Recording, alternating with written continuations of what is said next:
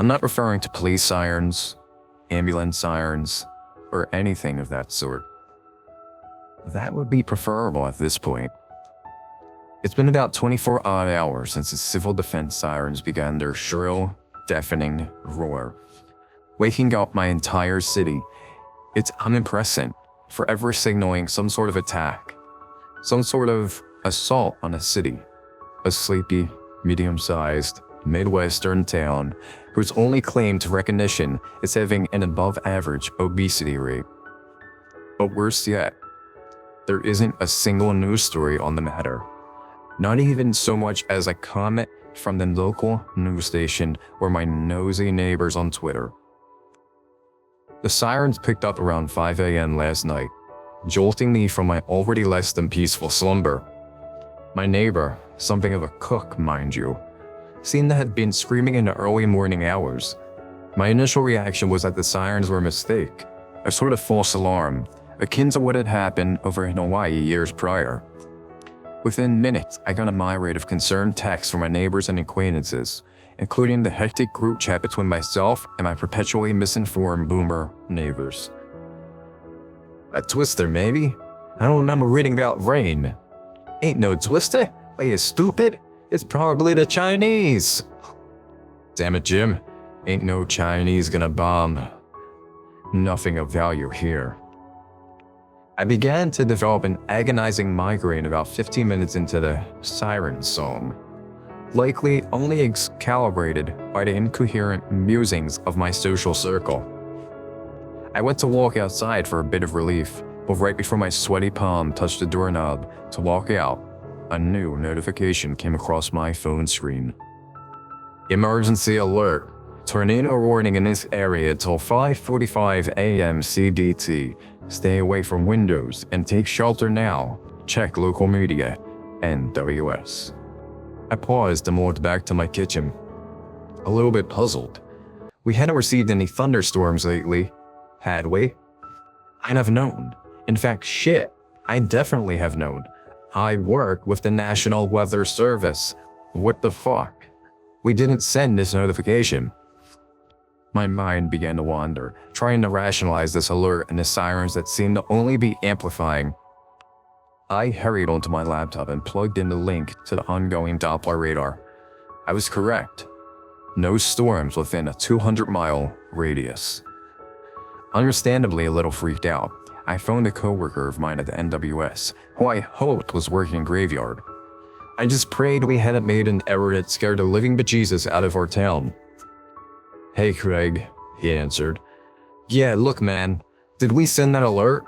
The sirens are freaking everybody out. The tornado alert? Everything. What happened? He paused for a second and seemed to mutter something under his breath. Something to the effect of, "They're muffin." That can't be right. Listen, he picked back up. We found a credible threat of severe weather, and the local authorities were then notified to authorize the sirens. I scoffed and picked back up the phone. What the fuck are you talking about? What severe weather? These sirens. They're, oh my god, they're obnoxious. Can the boss give the local whatever the call for local authorities to just shut them off? This is out of my control, Craig. What? Just stay inside, please. Just stay inside. There's a credible threat. With that, the line abruptly cut out. My phone played back that shrill automated message of, "We're sorry, the person you're trying to reach has been disconnected." I kicked the ever-loving crap out of my wall and cursed profusely before regaining my composure. My coworkers seemed more concerned than agitated, and at the very least, authentic in his seeming fear. But this wasn't tornado levels of fear. We'd both seen our fair share of insane storms come across the radar that we knew could produce tornadoes. Worse yet, we never thought much of them. We'd authorize a text alert, but never, ever would we have to kick into civil defense sirens. I got a few text notifications from neighbors, asking me to meet them outside. One text chain so eloquently read, "Proofed. Twisters? Bullshit, it's sunny. I'm going outside to check." Well, I was reading on Facebook that Osama and pals are planning an attack. Osama's dead, jackass. You don't know that.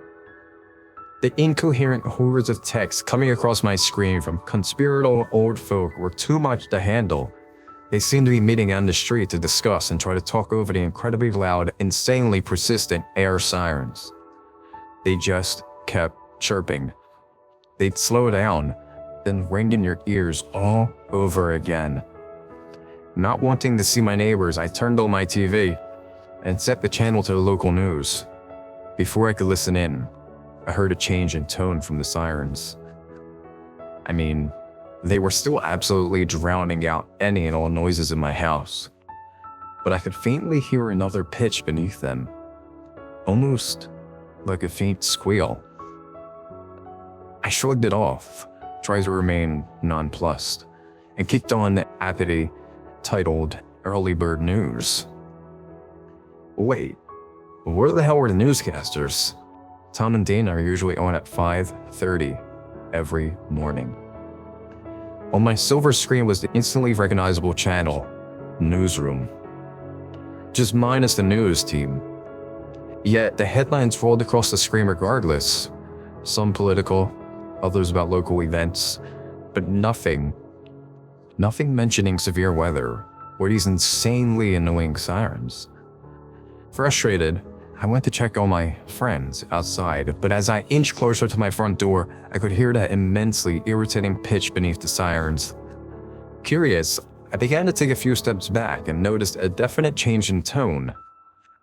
No more faint garbles beneath the sirens, just the roar of that oh so annoying ooh, ooh, ooh. Another text notification caught my glimpse on the screen. Emergency alert. Tornado warning lifted. All clear to resume your day. Check local media. NWS. I breathed a sigh of relief for just a second, but my anxieties weren't assuaged. In fact, I was more suspicious than before. The tornado warning was lifted, but the air sirens kept howling. This time, tangibly louder. I could just tell. Another text notification. Has anybody seen Marcy? She was supposed to come back inside for tea, but she's not answering her phone. Really? Same with Susan. I'll go out and see what's going on. Seconds later, that hissing, awful pitch beneath the sirens kicked back up, this time far stronger than before. In fact, this time, I realized it wasn't just a frequency, nor a pitch. I walked over by the door to get a better listen, and it hit me. They're the screams of my neighbors, and the sirens are meant to drown them out. It's been another 23 hours and I eagerly wait a news broadcast or a text notification or even a tweet explaining what's going on.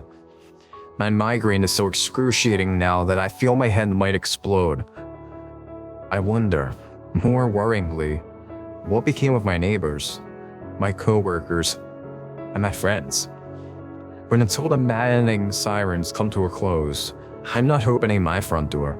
As much as I want to escape this grating sound, I'm not venturing out there lest I dare become another scream beneath the sirens. I think back to my phone conversation with my coworker, who won't pick up his damn phone. Only now do I realize, I think he had said, "They're coming."